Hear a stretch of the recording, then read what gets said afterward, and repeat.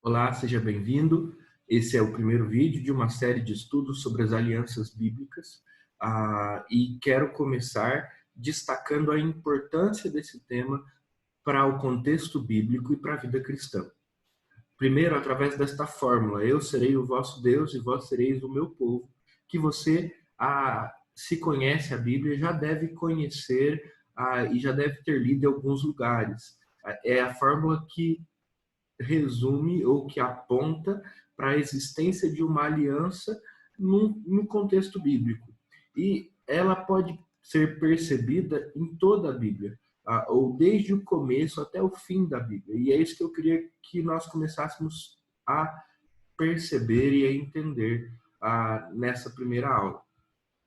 Gênesis 17, do 7 a 8, quando Deus se encontra com Abraão, e quando Abraão está desanimado, quando ele está cabisbaixo por não ter ainda recebido o cumprimento da promessa que Deus havia feito com ele, Deus se encontra com Abraão. Deus o convida para fora da tenda onde ele está. Deus o chama a olhar para as estrelas e promete que a sua descendência será a mais numerosa do que as estrelas do céu. Ele promete ou renova a promessa de que Abraão receberia ou habitaria juntamente com o seu povo, da mesma forma que o seu povo, uma terra, a terra de Canaã, que mana leite e mel. E então, no fim de toda essa promessa, a primeira parte da fórmula da aliança aparece quando Deus diz: eu serei o seu Deus. Vamos ler o texto. Estabelecerei a minha aliança entre mim e ti e a tua descendência no decurso das suas gerações. Aliança perpétua, para ser o teu Deus e da tua descendência. Dar-te-ei e a tua descendência a terra das tuas peregrinações, toda a terra de Canaã, em possessão perpétua. Eu serei o seu Deus.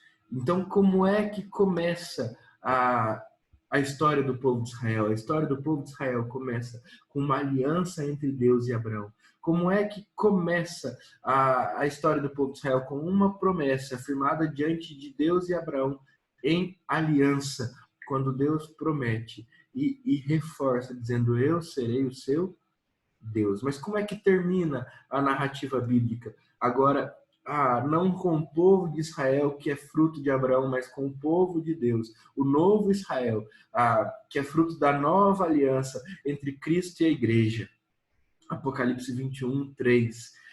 Vi também a cidade santa, Nova Jerusalém, que descia dos céus, da parte de Deus, ataviada como noiva, adornada para o seu esposo. Então ouvi grande voz vinda do trono, dizendo: eis o tabernáculo de Deus com os homens.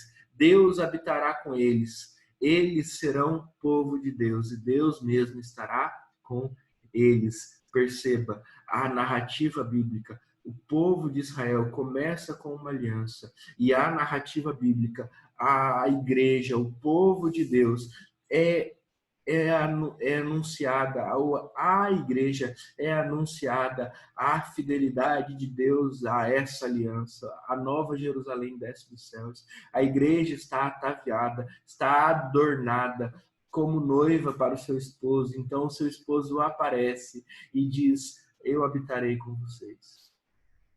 Eu serei seu Deus e vocês serão meu povo.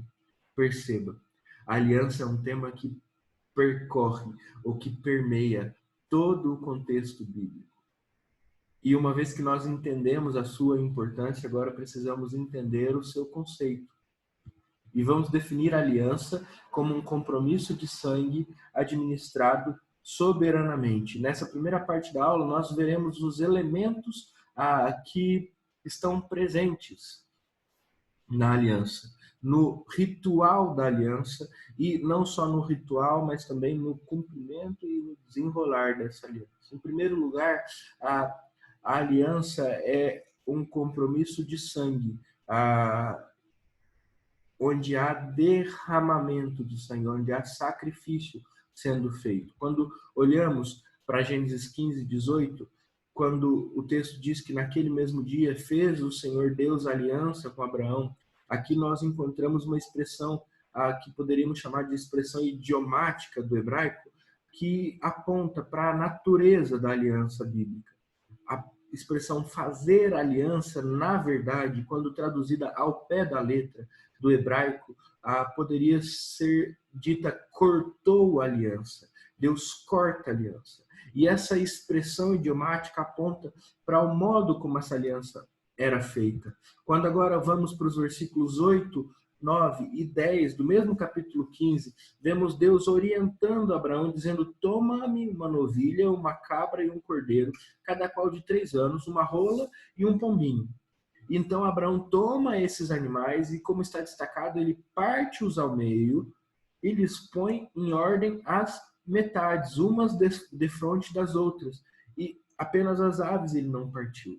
Mas olha que interessante, o cortar a aliança, a expressão idiomática aponta para o modo como a aliança era feita. Animais eram tomados e cortados ao meio. Fazia-se então um caminho por onde as partes envolvidas na aliança passavam. E passavam empenhando a sua própria vida no cumprimento dessa aliança, como que dizendo: assim como esses animais morreram para que nós fizéssemos essa aliança, se eu não cumprir a minha parte do juramento, eu também morrerei como consequência da minha infidelidade.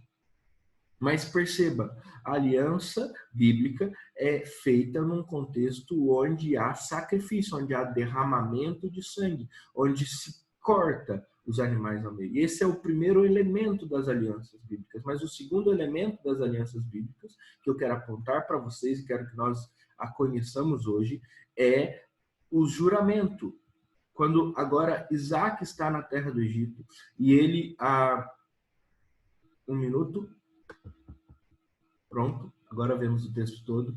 Quando Isaac está na terra do Egito e ele é conhecido como o abençoado do Senhor, logo os egípcios o procuram para fazer com ele uma aliança, temendo a sua própria vida. Então eles pedem que nessa aliança Isaac jure que ele não fará mal nenhum aos egípcios, assim como os egípcios não fizeram mal nenhum a ele, somente o bem, e deixaram ir em paz.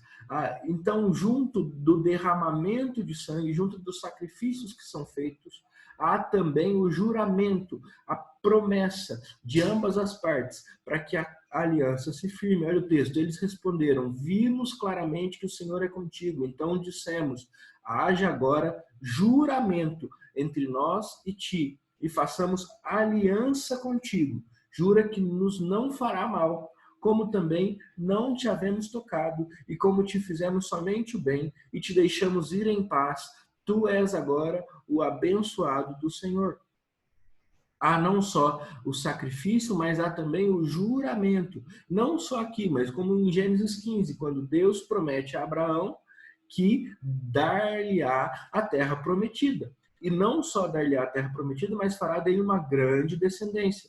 E diante desse juramento, diante dessa promessa, Deus então sela a aliança, ele corta a aliança, ele passa pelo meio do caminho. Aqui, da mesma maneira, há o juramento e então a aliança é selada. Então, o que quero que nós percebamos é que para que haja aliança no contexto bíblico, há de haver o sacrifício, mas há de haver também o juramento, o empenhar a palavra, o prometer. Aqui, a promessa de que Isaac não fará mal ao povo egípcio, assim como o povo egípcio promete que não fará mal a Isaac. Lá em Gênesis 15, há a promessa de que Deus abençoará Abraão e fará dele uma grande nação que habitará uma terra, a terra de Canaã. Mas se nós dermos mais um passo e formos a Êxodo 24, veremos que há a promessa, como destacado em verde no texto, de que o povo obedecerá tudo o que Deus falou. Então, há promessa, há também o derramamento de sangue, porque, como destacado em vermelho, Moisés toma metade do sangue e o põe em bacias, e a outra metade ele derrama sobre o altar. Sangue esse que, se você ler todo o contexto de Êxodo 24, você vai ver que vem dos sacrifícios, que também são elementos constituintes da aliança, como já apontamos. Então, percebam, em primeiro lugar, os sacrifícios, em segundo lugar, os juramentos, e agora, em terceiro lugar, o sinal ou os símbolos dessa aliança, que variam, mas que aqui, por exemplo, pode ser apontado como a aspersão do sangue sobre o povo e a aspersão do sangue sobre o altar. Então tomou Moisés aquele sangue, o texto diz, e o aspergiu sobre o povo, e disse: o sangue da aliança que o Senhor fez convosco, a respeito de todas essas palavras, eis aqui o sangue da aliança. O restante do texto diz: Moisés tomou metade do sangue e o pôs em bacias, e a outra metade aspergiu sobre o altar, e tomou o livro da aliança e o leu ao povo, e eles disseram: tudo o que falou o Senhor faremos e obedeceremos. Então tomou Moisés aquele sangue e o aspergiu sobre o povo e disse: eis aqui o sangue da aliança que o fez, ou que o Senhor fez convosco a respeito de todas estas palavras.